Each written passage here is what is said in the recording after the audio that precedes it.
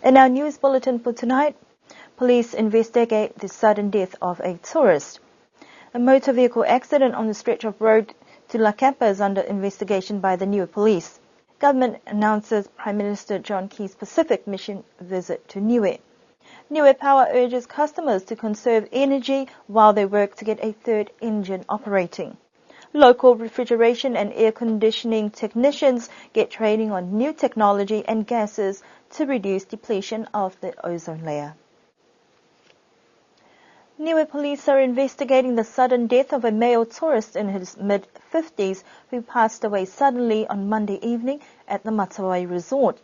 According to Acting Chief of Police Gregory Harding, the matter was reported to the department this morning, and in respect of the deceased being of New Zealand origin, the New Zealand High Commission and Pelenis Travel worked closely with Niue Police to have the body returned to New Zealand on today's flights. No name or further details could be revealed until the deceased next of kin are informed. In the meanwhile, authorities on island await a New Zealand coroner inquest into the sudden death. A motor vehicle accident on Sunday morning is under police investigation. The accident occurred on a stretch of road near Newfella, that is in between Alofi and La Campa. Niue police say that there were 2 occupants in the vehicle. They sustained minor injuries and are very lucky to be alive. Niue police cannot comment further on what caused the accident or whether charges will be laid as the matter is still being investigated. But the vehicle had substantial damage and may be a write-off. New Zealand Prime Minister John Key will be leading a delegation for the 2014 Pacific mission to Samoa, Tonga and Niue within the next week. The mission is a reflection of the close ties New Zealand has with its Pacific neighbours and the high regard it places on these relationships. Premier Toke Talangi has made an announcement regarding the Prime Minister's visit and Niue government's preparations and expectations. Prime Minister Key will be coming here with a delegation of parliamentarians, as well as people in the private sector, as well as community-based services in New Zealand and so on, plus officials and the media. The visit is an annual one. It's normally conducted by Minister of Foreign Affairs Macaulay, but he's leading the mission at the present moment. They'll be here to see what we're doing with and investing in the funds that we receive from New Zealand, and also some of the things that we've done up until now. The infrastructure, why Niue has become such a popular tourist destination, why we're using it, driving our economic growth and so on. Those are the things that we'll be discussing. All the other things in relation to that will be population, 4-day week, pay scales, all of the things that we need to advise them as to the rationalisation behind those policies that the government is enunciating at the present moment and implementing at the present moment. So we'll be discussing those with Prime Minister Key. We'll also be discussing those with the rest of the delegation, just to make them understand the reasons why we're doing certain things here, which is perhaps slightly different from what they're expecting over there. The New Zealand delegation will comprise of around 40 members that will include cross-party members of Parliament, Pacific leaders and representatives from non-governmental organisations. The first stop will be in Samoa, where they will attend the 52nd Independence Day celebrations in Apia, with planned visits to regions affected by the 2009 tsunami and 2012 Cyclone Evan. The delegation will then head to Tonga before heading to Niue for a brief one-day stopover. Premier Talangi has expressed his desire for the people to band together in anticipation of this visit. I would like us all to come together when Prime Minister Key and his delegation arrive and go on to the Kai, showcase what we have here on Niue. We're proud of what we have.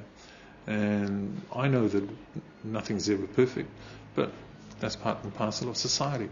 So I'd like people to come and join with us, join with the delegation, and be with them for this whole day, and talk to them, and see what they think as well.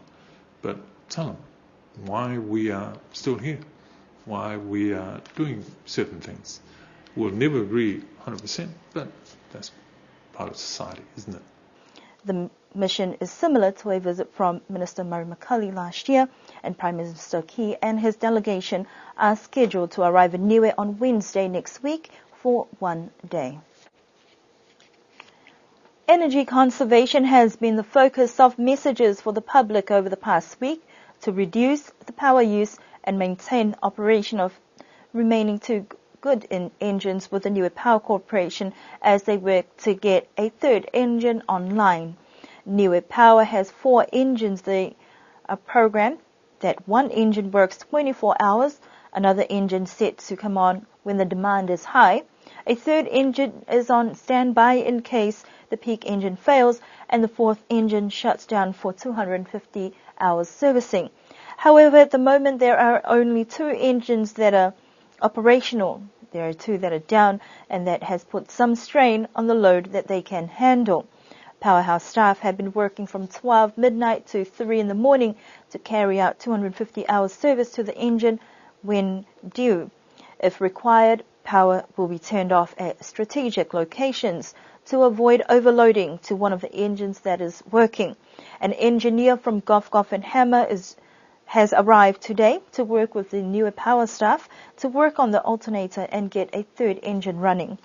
Mr. Hetutu says that since the message was relayed to the public, they have seen some savings of about 20 kilowatts, that is equivalent to power used by a small village.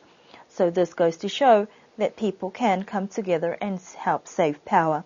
The urge now is to conserve power, and that will be ongoing until a third engine is online.